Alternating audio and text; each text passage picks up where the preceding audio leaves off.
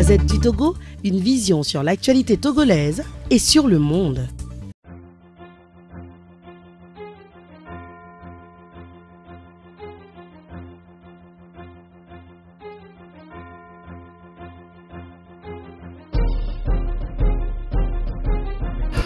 Bonjour, cher ami. D'accord, moi je suis un médecin en fonction au CHU, Sylvanus Olympio. Je travaille dans un service de chirurgie et où j'assure des soins des interventions chirurgicales, mais aussi des soins post-opératoires. On fait des consultations également, et donc le suivi du patient depuis la consultation, et y compris aussi les activités des urgences. Voilà en gros le travail que nous faisons au quotidien au CHU.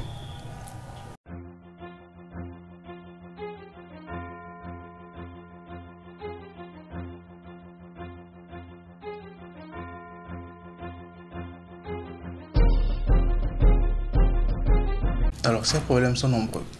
Je crois que tous les personnels du CHU n'ont de cesse de ressasser ces problèmes et ça perdure. Mais en ce qui nous concerne dans notre département, j'ai été sidéré par un fait hier, c'est d'apprendre que sur les 3 infirmiers qui étaient affectés dans le service, il n'y en a plus qu'un seul en activité.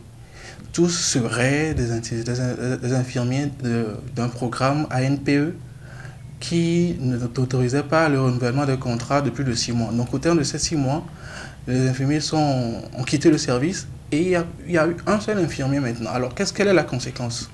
On suppose que le seul infirmier qui reste, il va travailler du matin de 8h à 17h et le soir, à partir de 17h, il n'y a aucun personnel soignant à côté des patients.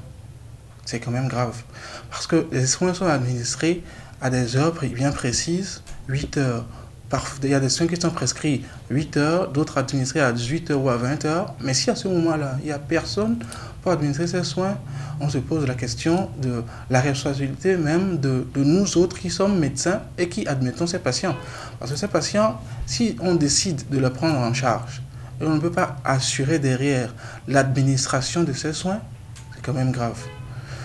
C'est grave, c'était vraiment pénible d'apprendre ceci. Et je m'attends alors encore à plus grave dans un mois quand le seul infirmier du service ne sera plus là. Moi, je pense qu'à ce rythme, il conviendrait de cesser les activités dans ce département.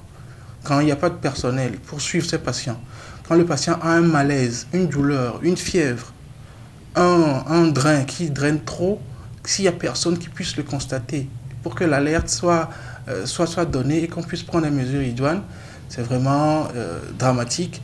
Et d'une part, dans ce système-là, on se demande si nous ne sommes pas complices de continuer à travailler comme ça.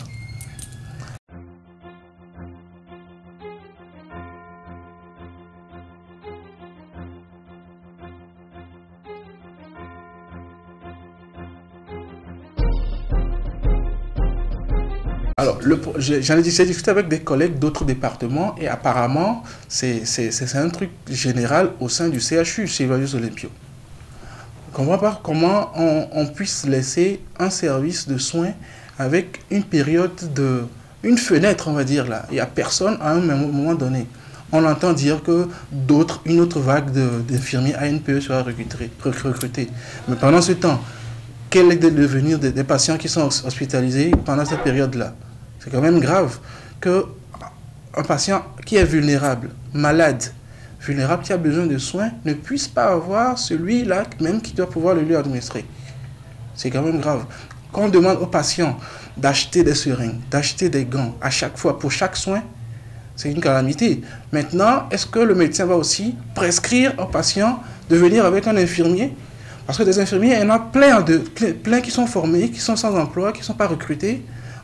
Si on doit prescrire des gants, des seringues, je crois qu'à un moment donné, on est arrivé à un moment où il faut aussi prescrire aux patients de revenir avec un infirmier ou un aide-soignant pour le bon suivi de sa prise en charge, pour sa bonne prise en charge. Donc je crois que vraiment, il y a un gros problème à régler et si tel n'est pas le cas, ce ne sera pas une surprise qu'un bon nombre de médecins abandonnent totalement le CHU. Voilà. Merci beaucoup. Je vous remercie. La Gazette du Togo, une vision sur l'actualité togolaise et sur le monde. Rejoignez-nous sur le www.lagazettedutogo.com ou sur nos comptes Facebook, Twitter et YouTube. Pour tout contact, écrivez à contact@lagazettedutogo.com ou appelez le 92 80 88 53. La Gazette du Togo, c'est l'information en continu.